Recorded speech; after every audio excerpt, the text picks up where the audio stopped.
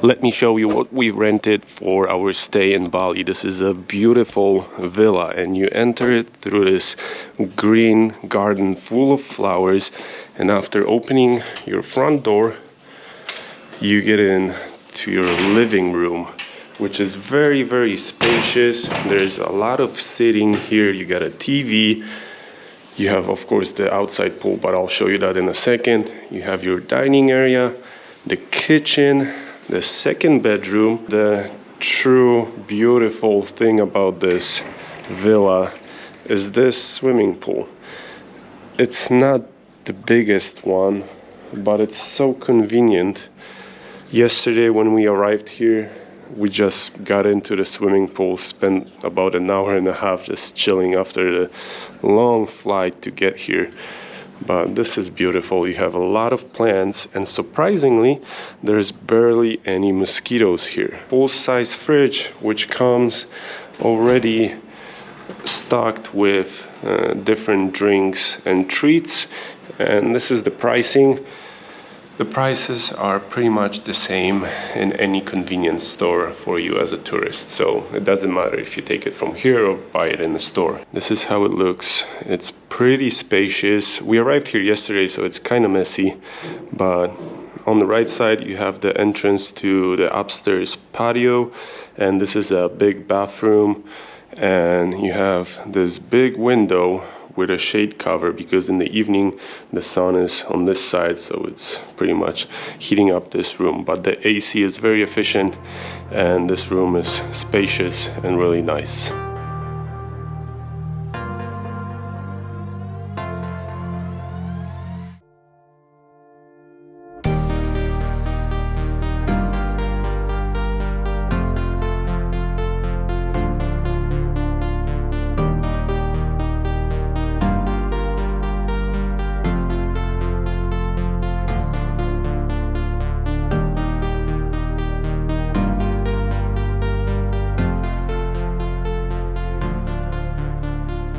A villa like this with a swimming pool might cost you anywhere from $20 to $100. It depends what you're looking for.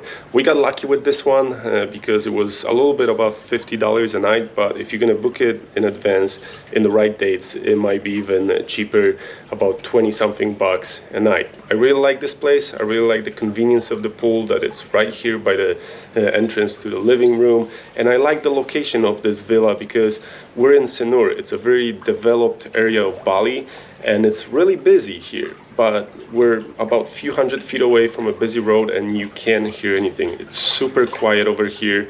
There's no traffic on the little roads that take us to this complex of villas, but if we're trying to get somewhere in the island, we have that busy road about 2-3 minutes away from us. Another cool feature of this hotel is definitely the breakfast. They have their little own restaurant in which you can pretty much order anything, and that's how the breakfast looks here in the hotel. It's called mee goreng. It's some noodles with egg, chicken, vegetables, and also you have a sunny side up egg and some prawn chips, I believe so, and they give you a cup of fruit, and you can grab yourself a juice, coffee, whatever you want. All of those homes look the same.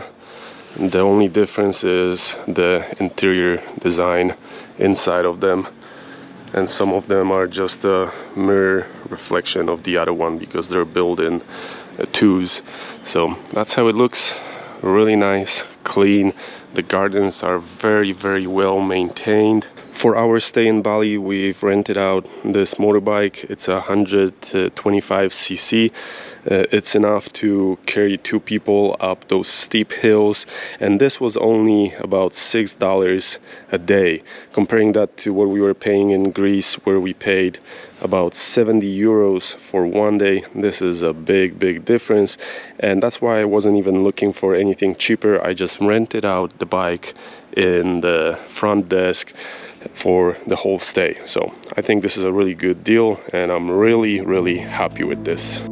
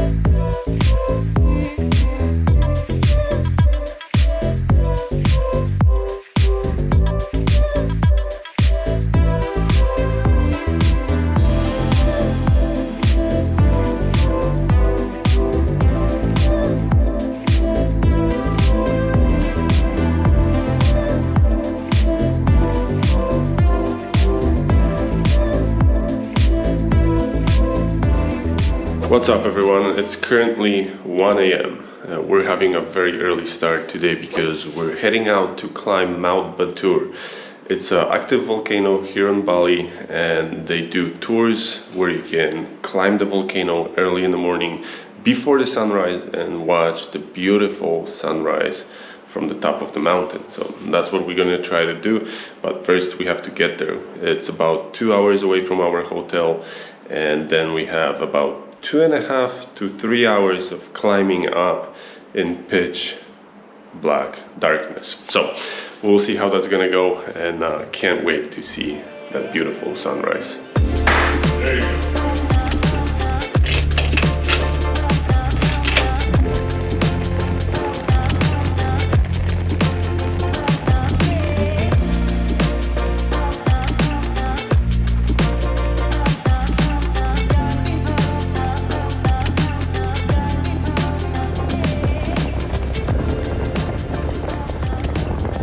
What's your name?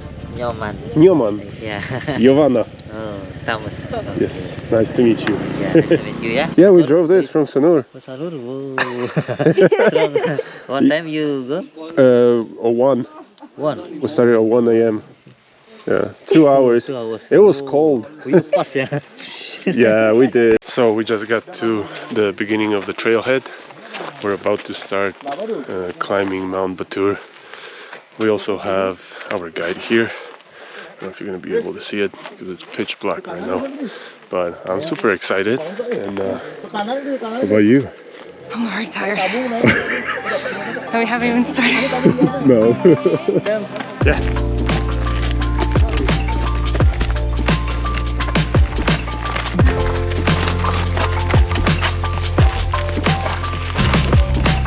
Well, thanks for the hours. Thank you. So I guess we're also hiking with a dog. He's following us. Super chill. Enjoying it? Yeah, that's good. And there you go. That's the sign that you're gonna see almost at the top. Mount Batur.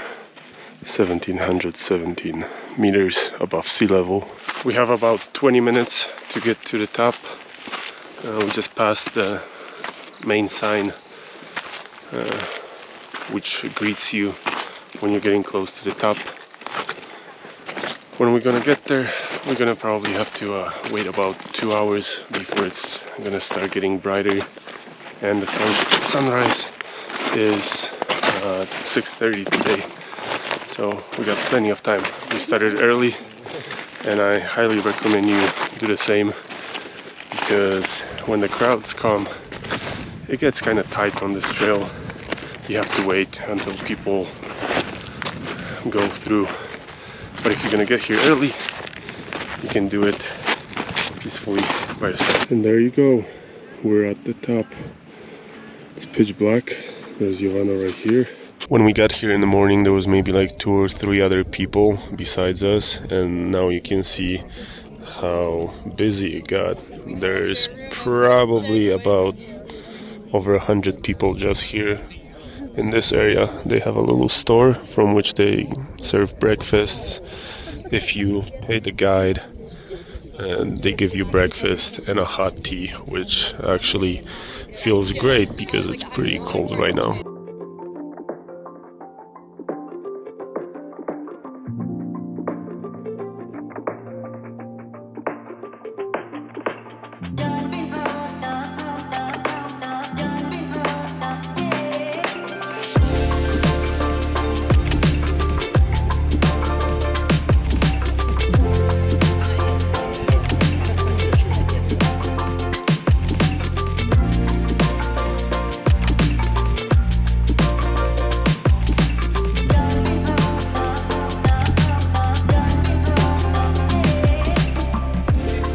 Now you can see how many people comes to this mountain every day.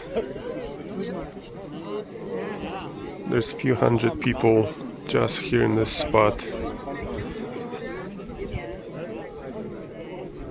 It's pretty crazy, but in my opinion, it's totally worth it. because the sunrise is beautiful. And that's how the crater looks like on the other side of Mount Batur. That's where it erupted, and you can see the lava field right here. There was homes, farm fields and everything, but unfortunately when the volcano erupted, everything just burned down and got covered with a thick layer of lava. So that's how it looks. It was worth it, right?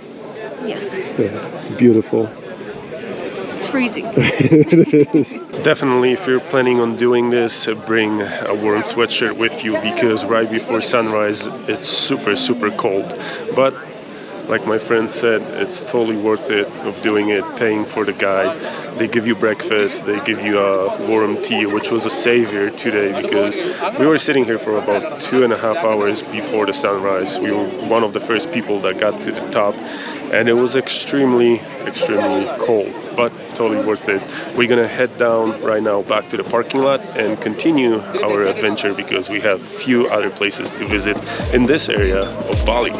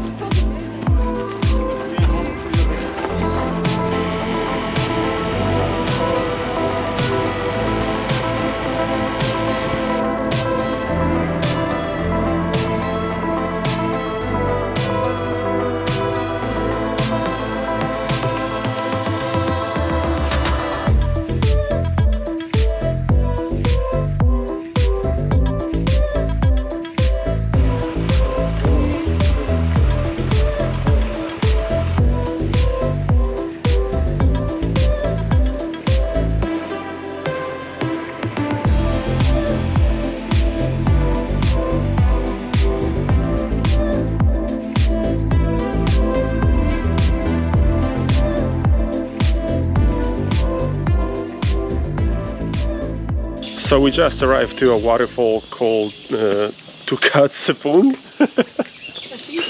Tukat Sepung.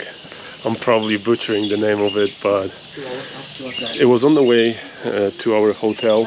Nothing but stairs.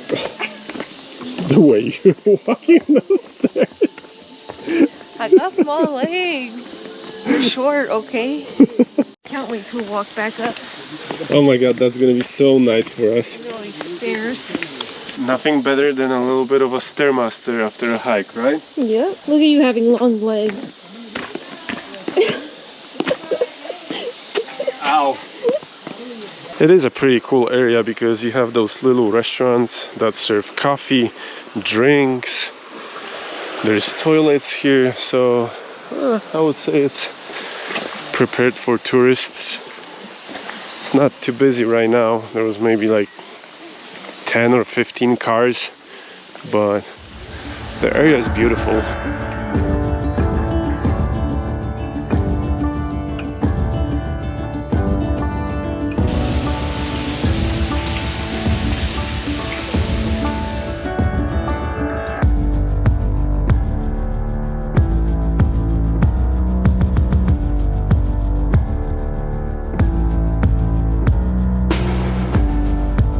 This kind of reminds me hiking the Narrows in Zion National Park.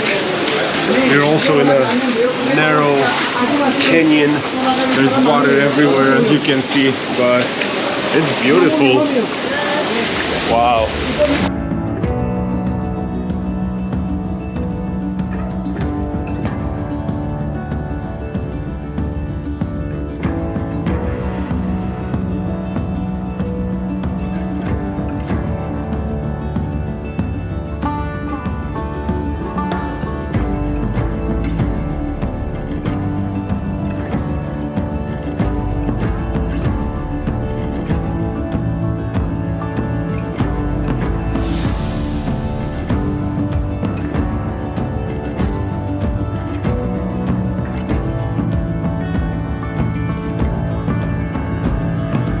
After a 50-minute drive from our hotel, we arrived to Balangan Beach. It's a pretty popular beach, but not too crowded. As you can see, there's barely anyone here, but there's a lot of surfers in the water. So I think we're gonna just find a spot for ourselves and relax here, because the last few days were kind of crazy with all the driving and doing the hikes and exploring Bali.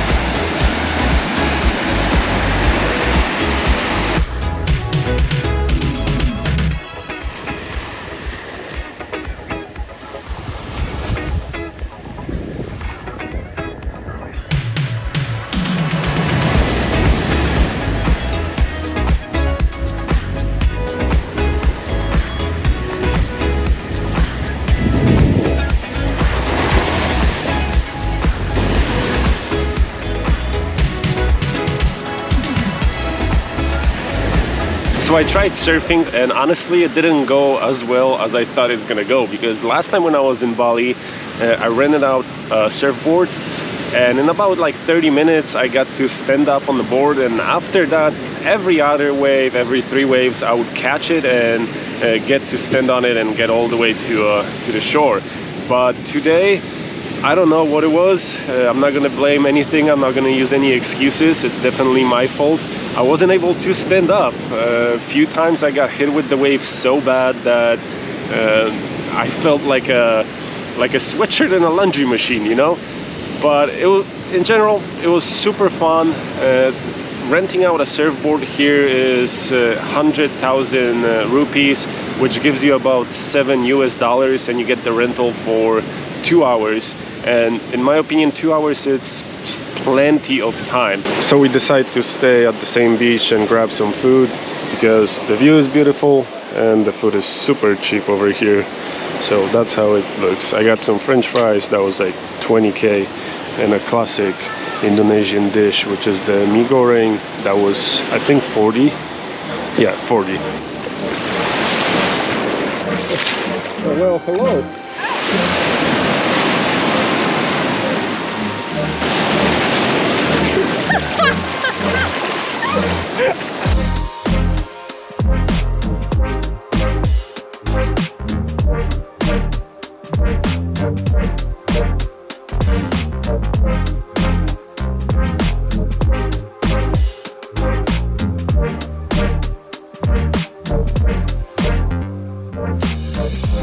We just arrived to a beach called Padang Padang. It's a very, very popular beach.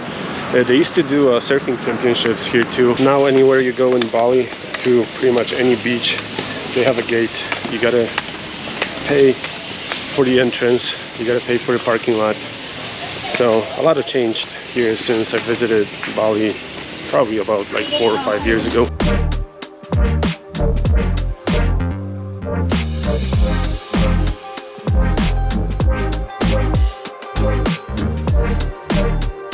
And that's how Padang Padang looks. It kind of resembles a typical Thai beach with those rocks. It's really, really small. If the Thai is really high, there's barely any beach, but right now it's pretty big. They have umbrellas. They did some development here. I see toilets, showers.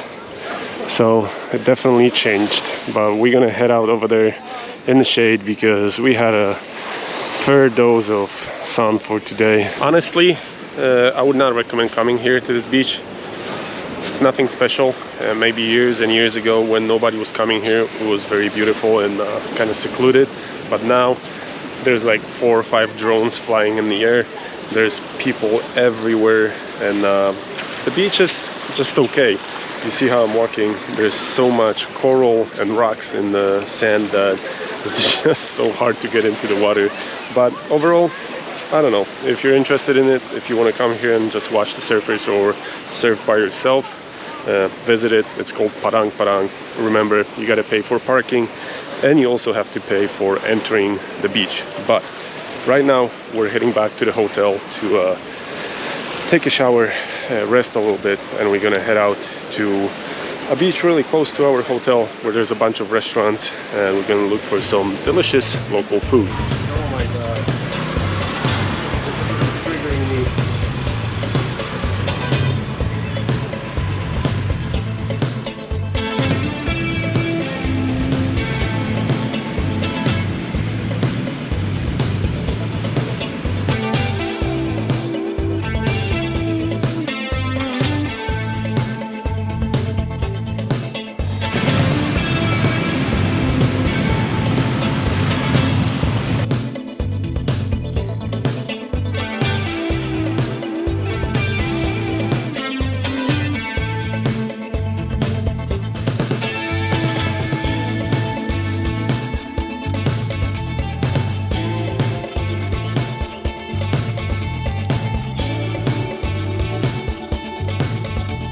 So we just arrived to Kuta beach. I wouldn't recommend you coming here because it's not the nicest beach in Bali. The water is kind of fishy, there's some trash at the beach, but if you're trying to learn how to surf, this is the perfect place because there's a lot of people renting out surfboards and giving classes of surfing. They can teach you in about an hour how to stand up on a board if you never surfed, and the waves are not too difficult. They usually don't get higher than few feet, so it's easy to catch a wave and start surfing after maybe 2, 3, 4 tries. That's how long it took me to do it when I came here for the first time a few years ago. Are you gonna surf? Heck no. No? Are you afraid of those waves? I'm afraid of the water. They're baby waves. Oh, I know, but no.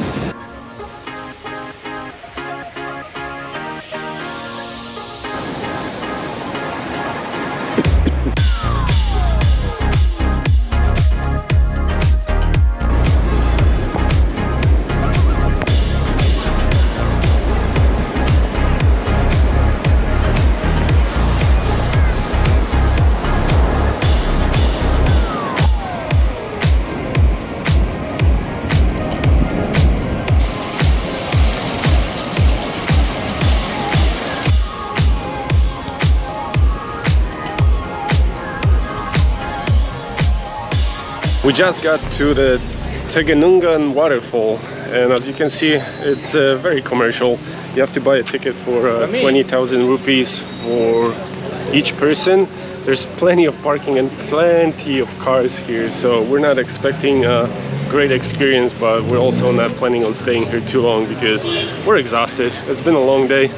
We've seen a lot, so this is like the end of our trip for today. Thank you. You might think I'm complaining, but this is the reality right now. Anywhere you go in Bali, all of the places got so popular that there's just hundreds and hundreds of people in every locations. And if you're seeing photos on Instagram where you have nobody by a waterfall, believe me, they waited in a line to take that photo for a long time. This is honestly, in my opinion, the most commercial waterfall I ever seen in my life. They even build a stork's nest where you can sit in and take a photo. Caca! No. But we're gonna go check it out. We already paid for the entrance, so might as well. I know I'm gonna hate going up those stairs later, but well, it is what it is.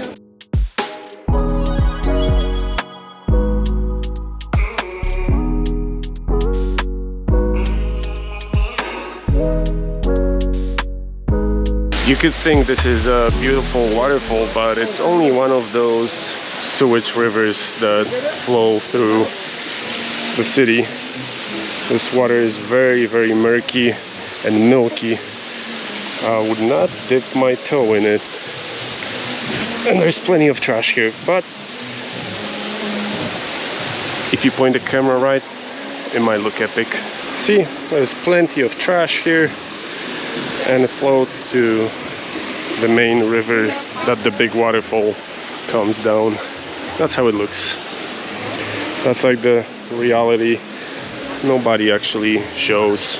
Right now at the beginning of the trip in Bali, we're trying to check out all of the very touristy and main attractions, because Giovanna never been here, so I'm trying to show her how it is and what's the difference between the main touristy places and places that you kind of have to know that they exist, because there's still plenty of them on this island.